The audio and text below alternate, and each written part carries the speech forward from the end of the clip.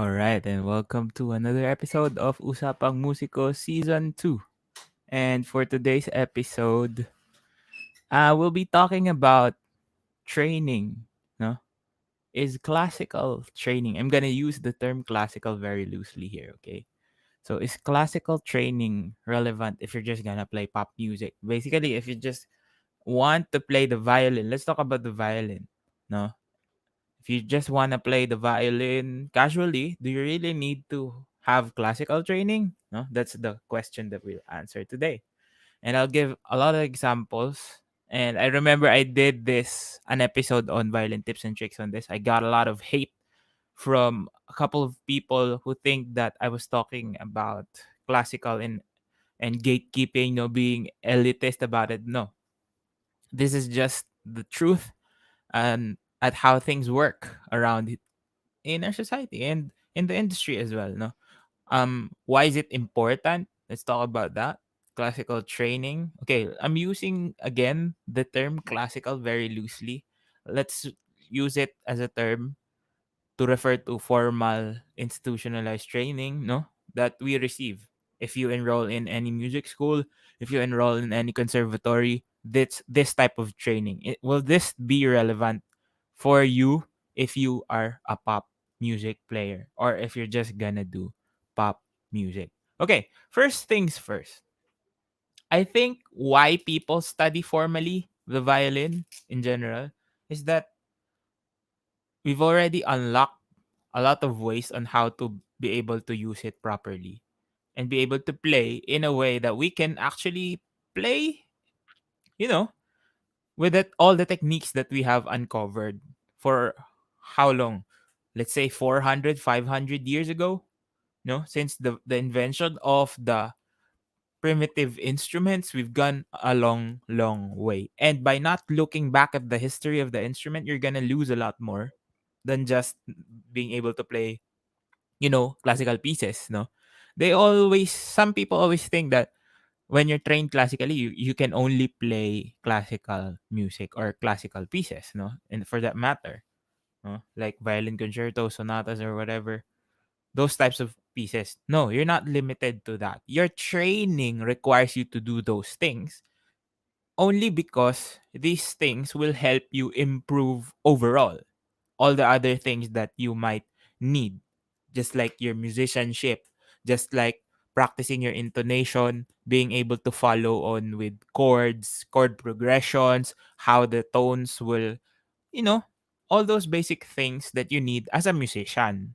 And these steps that we follow when we play classical pieces, again, classical as in formal, not the period. Okay, when we play these types of music, like the standard repertoire for violin, for example, there's steps involved. There's progression that comes in.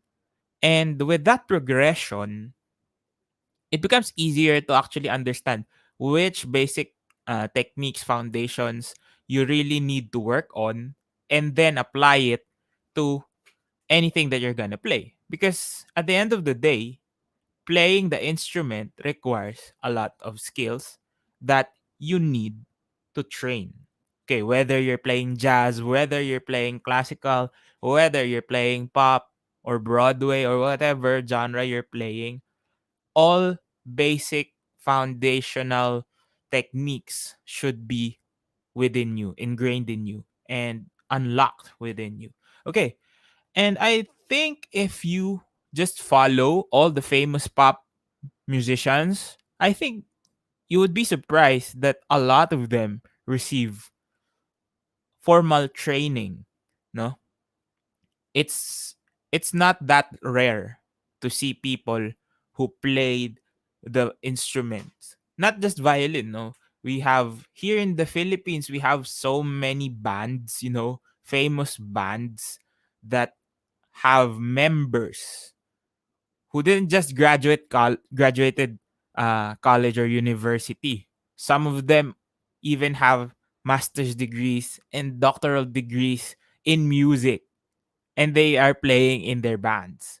So it's not really that uncommon, especially, I mean, if you look at it this way. You're already doing music. Why not try to dig deeper and understand it way more than how than just playing simple chords or something like that, right?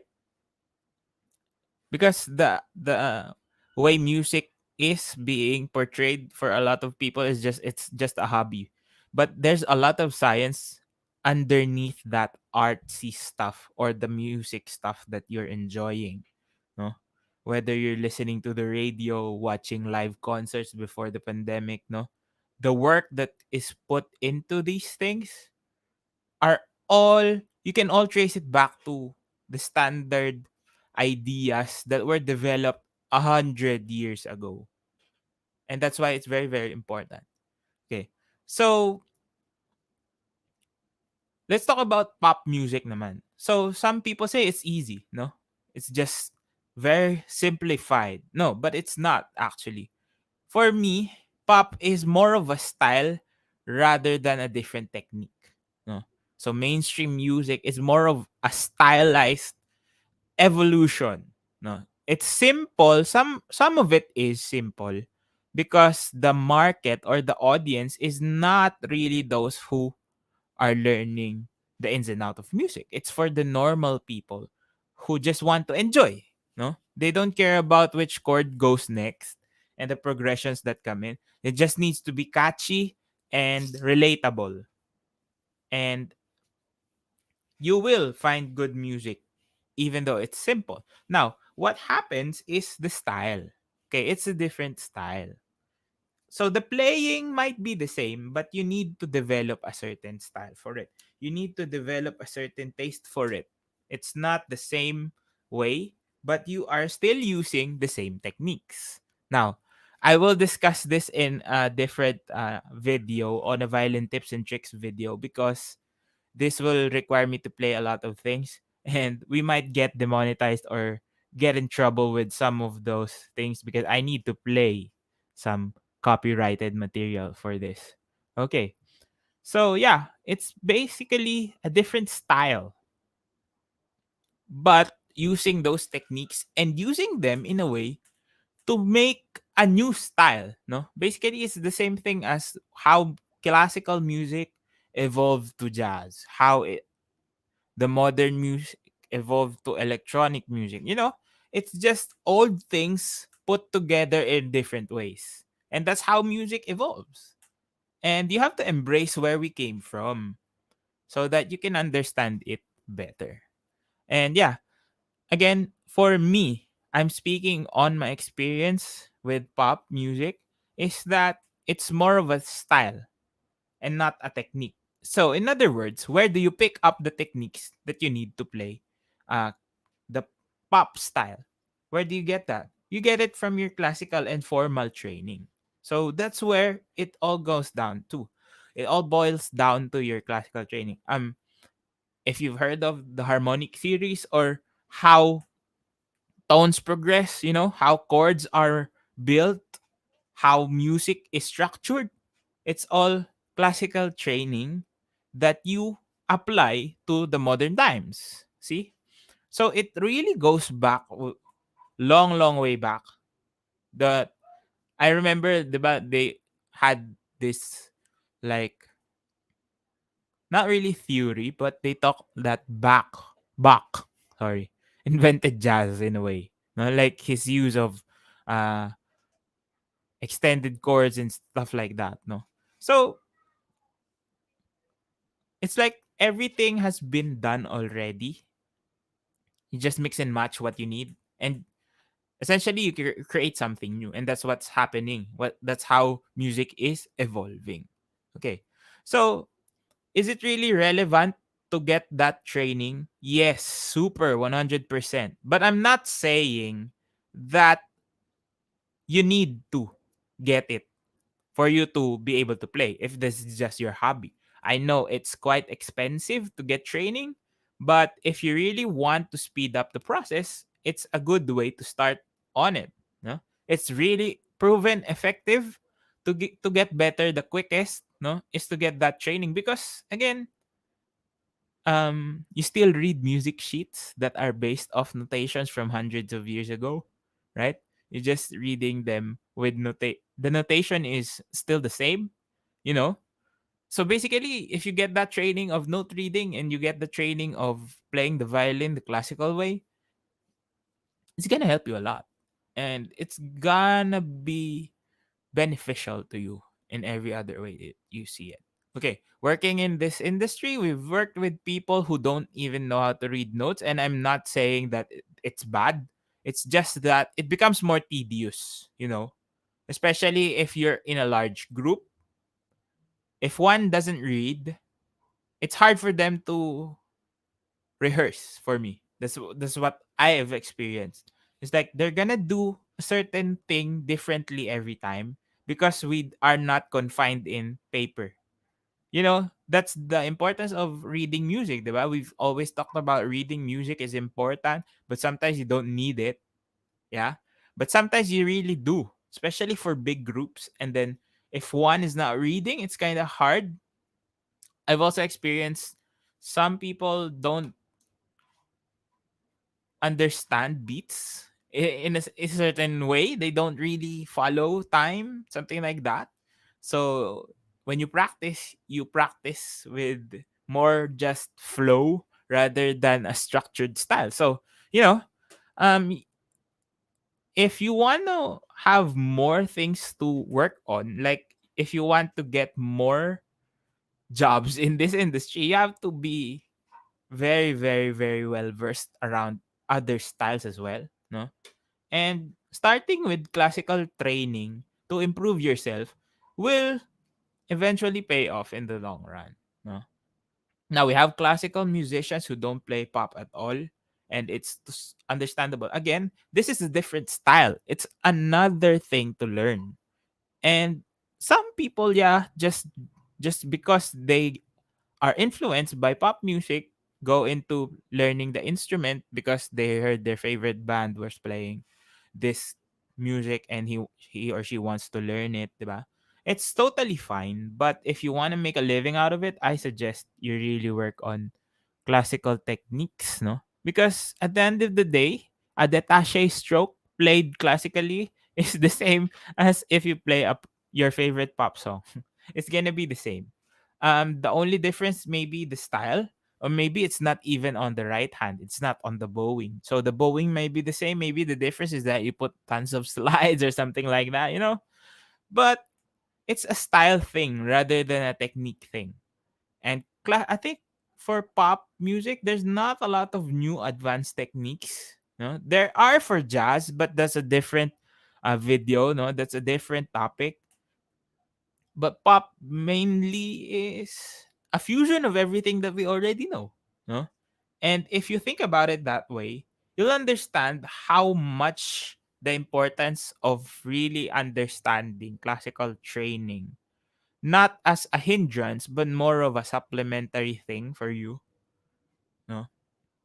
Don't get me wrong, there are still a ton of styles that you can learn and then transcend from that, but everything that you already know from those different styles, let's say fiddling or like bluegrass or something like that, no, still stems down to classical training. All the treatises that were written, all the books that are discussing how to play the instrument will all fall back to these things that we already know now. No? So, I mean, even the universities, especially in my school, you can't play jazz or be a jazz major on any instrument if you haven't reached level 5, I think.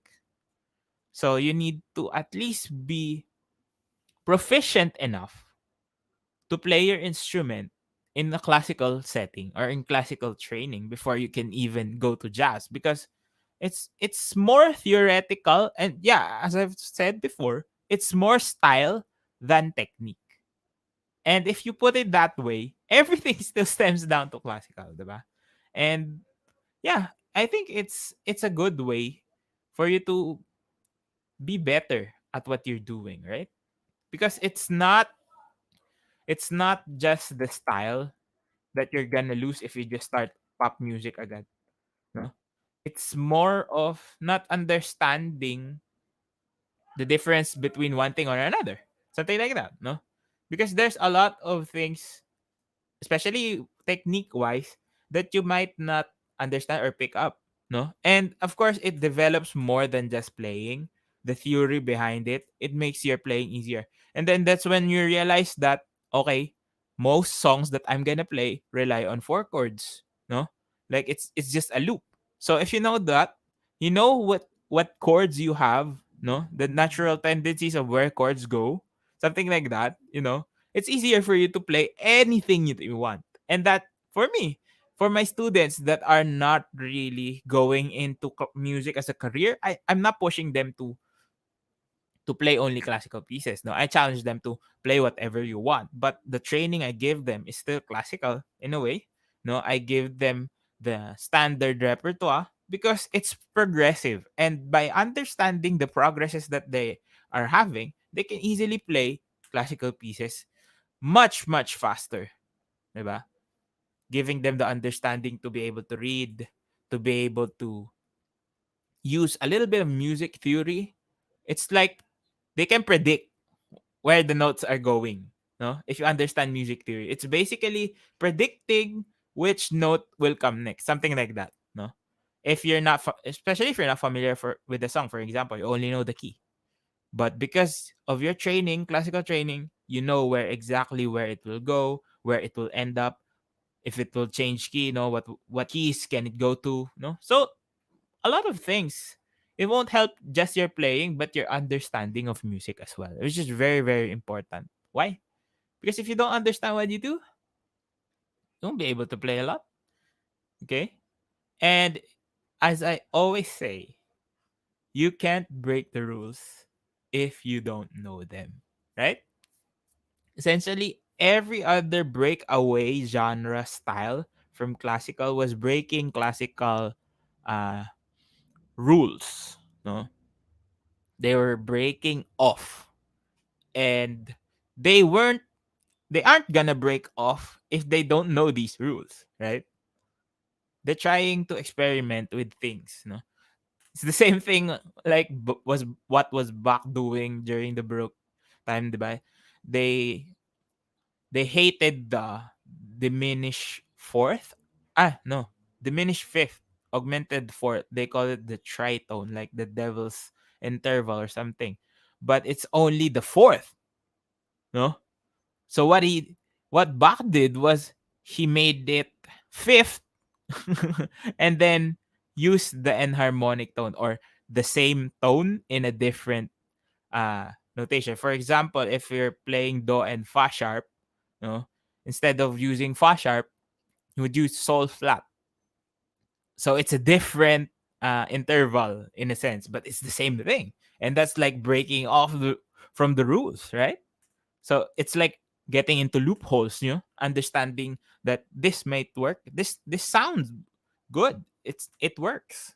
And understanding how those things work can help you build your own, help you in the long run in your pop music, if you want to compose, if you want to create, you have sort of a foundational understanding of it, you can create your own, no? And it's really, really important that we don't judge classical music as just that, no? Because all things came from it. All music that we're playing now came from it. And if we give it the respect that it it not it doesn't demand it, but if we give it respect and understand how it works, it's gonna help us progress in our evolution of music as we all know right now. No, music is still evolving. It's never gonna end because we're still learning a lot about music. No, we're just scratching the surface, and yeah, it's really, really an important part of society. Even though we're all stuck in at home, during quarantine, it's keeping us sane. It's keeping us human, and it's not like classical versus pop. No, it's not like that. It's classical pop because it came from classical. No, it's a breakaway. It's an experimentation that we now widely accept mainstream, no? That everyone understands because it's relatable, it's simple. No, not everything is simple, but yeah, it's simple and relatable. That's the thing. It's catchy, no?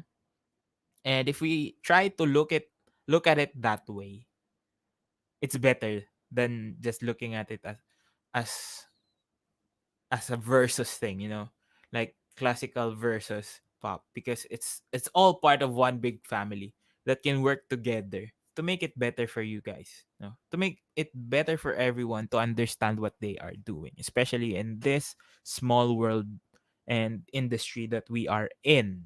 And with that, I will end the episode.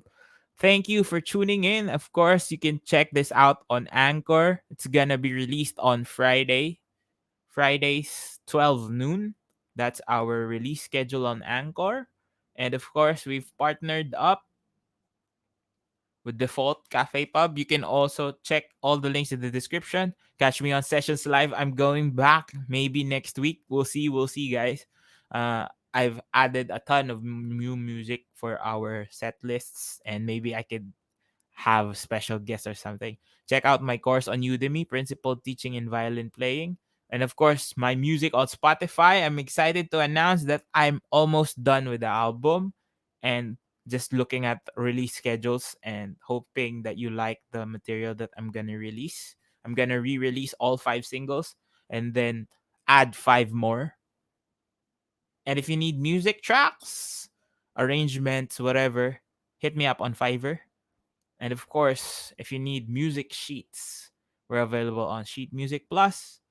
This is again Ryan Monakil for Usapang Musiko Season 2. Thank you for tuning in, and I'll see you on the next one.